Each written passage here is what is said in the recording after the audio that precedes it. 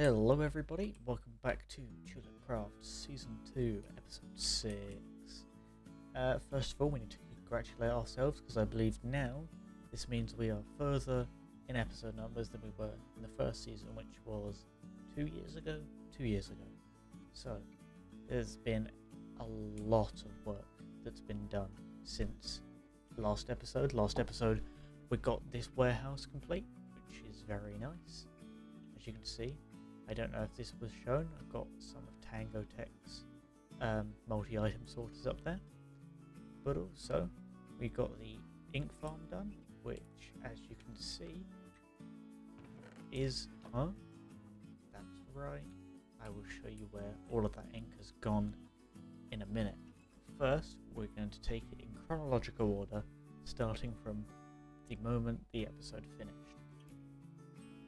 Which leads us on to this, the mob farm. As you can see, mobs are falling. Now I'm not moving for a very specific reason.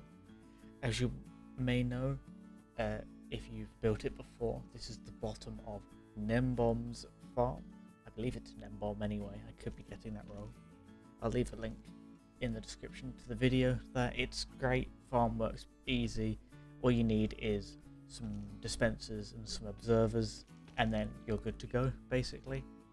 However, this isn't just one of his farms, no. This is 5 of them with the expansion of up to 9. That's right, we're going to have all the mob drops, which means we need mass storage, which also means we need a building to surround this thing because it is ugly.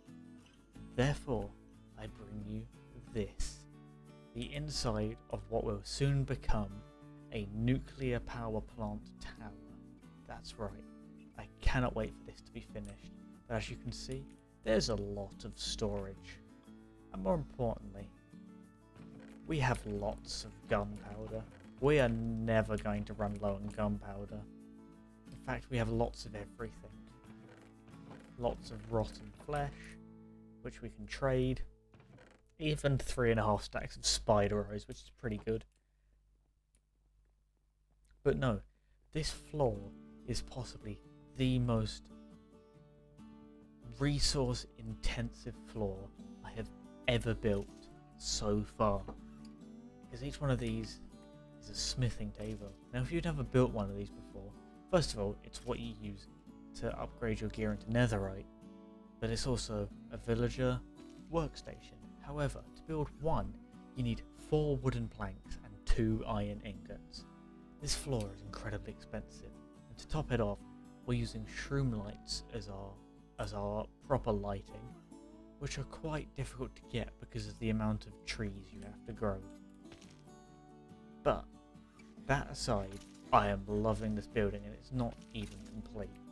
We're just going to need a lot of grey concrete. Oh, didn't mean to do that. A lot of grey concrete, because this thing is going to be built out of it because it's a new material. Because I didn't want to use stone because I felt like it would be a bit too bland, and I didn't want to use stone brick because first of all, let's sleep. My sleep senses are tingling. Obviously so, it was the middle of the night. But if we come round the corner, there's this. This is what I've been working on most recently, as I get rid of the creepers surrounding it. There we go.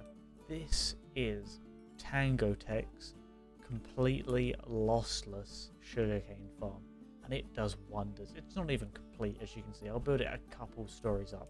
I don't need to, but I will, because who doesn't want mass amounts of sugarcane? But as you can see, this has only been running for probably in like an hour or 2 total, and that includes building the thing, which is absurd. This storage will be much nicer in the future. I'll have it come over here, past these walls. But it also leads us onto this, the fully complete, apart from the actual building, squid farm. Nice glass floor. Did a bit of the fog effect, but it doesn't really work. We have fish storage, bone meal storage. Those are both from the salmon, and ink storage. And I've moved all of the ink from the warehouse over to the point where same with the mob drops, to the point where I will probably just get rid of this mass storage entirely by the end of it. But no, this is starting to come together. I'm very much enjoying it. As you can see, we've got the villager breeder in here to get all the villagers into here, but also I stole one off to get unbreaking, because I needed to put unbreaking on my diamond hoe, because they mine up nether wart and shroom lights faster, and I really wanted some of them. But no, this iron farm, even though it's one cell, as you can see from the poppies, because I've not taken them out, produces quite a lot of iron. I'll put the poppies in this. This is temporary. I'll probably at some point do an item filter. But no, this is basically what I've been working on for the past, I think it's been 3 weeks, and we are not even close to being done. If you look, oh, so kill this creeper. There we go. If you look at the list, there's still so much more to do. But yes, this, however, is not going to be what we're going to be working on for every single episode for the foreseeable future, as there is a, I'm not going to reveal it yet, but there is a pretty big build I want to do that will take between likely 50 to 100 solid episodes to complete, which is absurd. Now, I'm not going to reveal what it is yet, because I need to come up with a proper name and a proper idea. I've been sketching things out in my creative testing world, but all I will say, like I said to my Discord, is there are a lot of blocks in this game. That's all I'm going to say. There are a lot of blocks in this game. But moving on from that, what I plan to build in between episodes, because I do a lot of my building in my free time when there's not necessarily the time or the space to record, I will probably work on a melon and pumpkin farm next, only to create trades. But my problem is I need to set up a proper trade hall, so by the start of next episode I will hopefully have found an ideal location for my new project, and we will start work on that. The problem is I'm going to need a lot of quartz, so I'll probably make a load of mason villagers. I'll make a villager zombie converter so I get cheap trades, and we can go from there.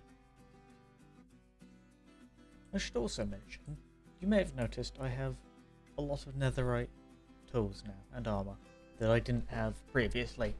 Well, in my failed intro that I forgot to record the sound of, which I also forgot to mention because forgetfulness, between episodes, well, in the month I've had to do this, I went bed mining in the nether.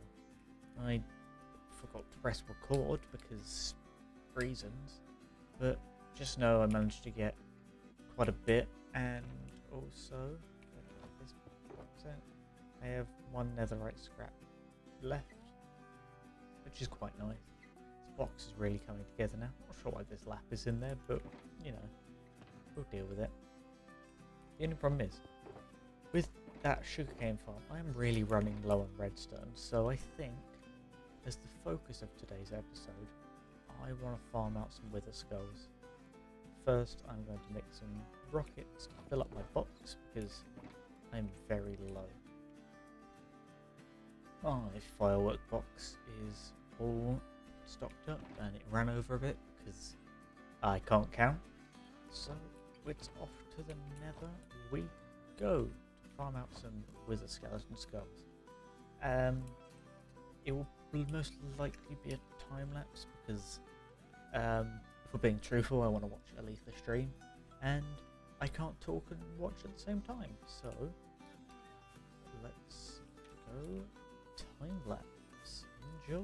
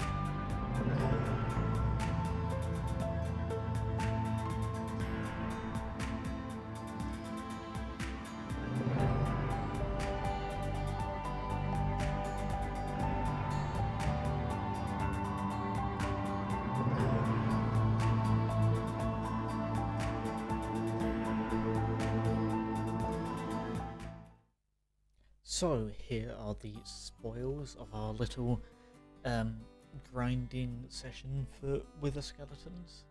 As you can see, we have 3 wither skeletons.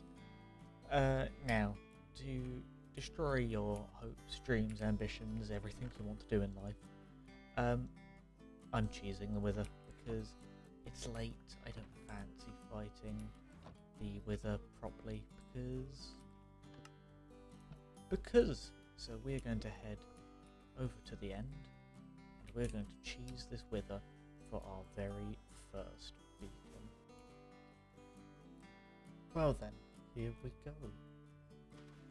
I really hope this works. Oh no, nope, nearly. It's got to be lower down. Oh, we nearly had an awful time. Let's correct this real quick. Here we go. In fact, I will be right back. I am back. I just made a backup of my world because this may end badly. Fingers crossed, fingers crossed. Let's just do that.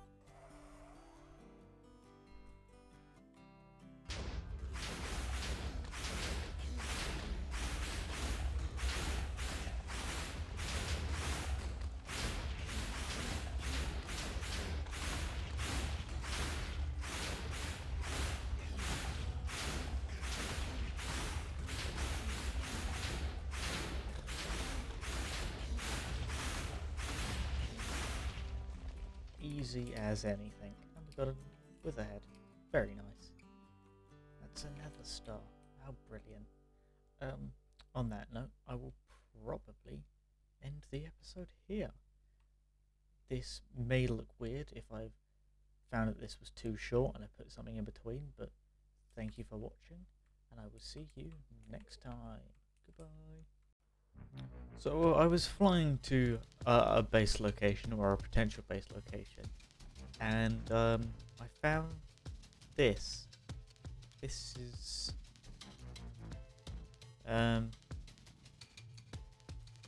what on earth is this?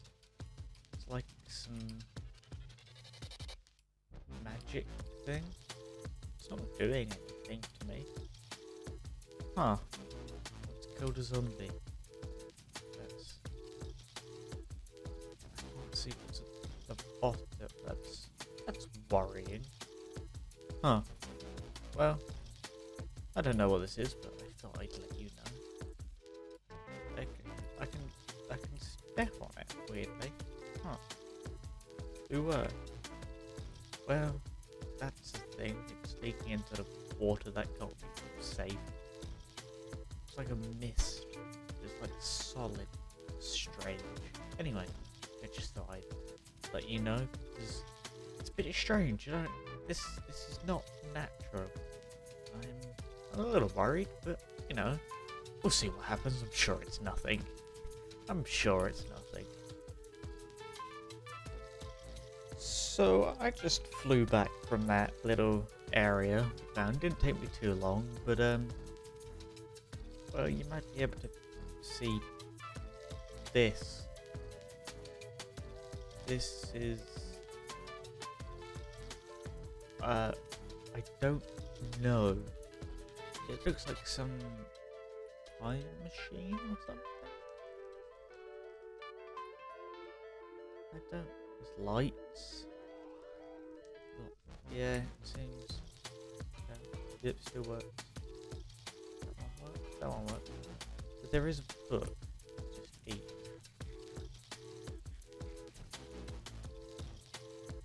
Traveller, you've stumbled across something incredibly dangerous. Oh, there's no going back now. That's concerning. We have evidence of you visiting an energy sapping crack in the space-time continuum. That... Well, at least we know what it is now. I mean, it's not nice, but at least we know what it is. Now, while that sounds paradoxical and all, well, you know, black hole inducing, fear not. It's not that bad. However, it is still bad. That's not great. Because of this blip, you have unknowingly caused, I'm afraid to inform you, some bad news. That doesn't... Anyway. The Time Doctorate is now completely aware of this dimension and the work you've been putting into it. Reports from inside of the trait, time and relative environmental emergencies have me worried for mysterious occurrences that will happen in your world. Like, what, more, what are these crashes? More energy sapping cracks? I don't know. Well, I cannot inform you of such oh, of course. Be mindful that failure to acknowledge these and put right what you have. I've not wronged anything.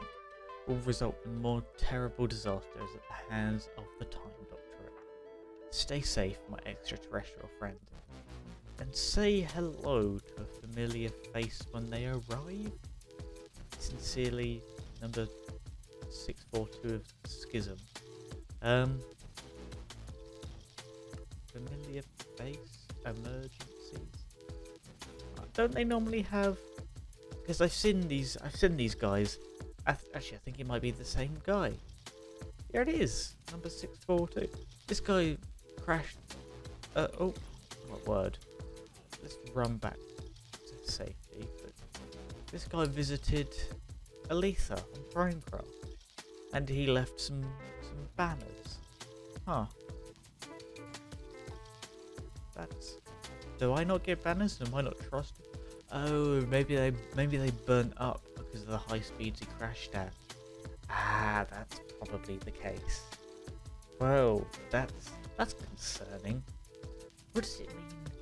Familiar face when they arrive. Am I getting more of the schism? I hope not. That's going to be a mess to clean up. I wonder if I can clean it up. It does say to right what I've wronged, but I don't. I wronged anything? I don't know. Maybe he's gonna. Maybe I don't know. Maybe he'll give us more information. That's concerning. Well, on that bombshell, I guess it's time to end the episode. Thank you for watching, I guess. If you have any ideas what this could be, leave a comment, tell me, because the schism scare me, I think is probably the correct word, but no. Thank you for watching. I will see you guys next time. Goodbye.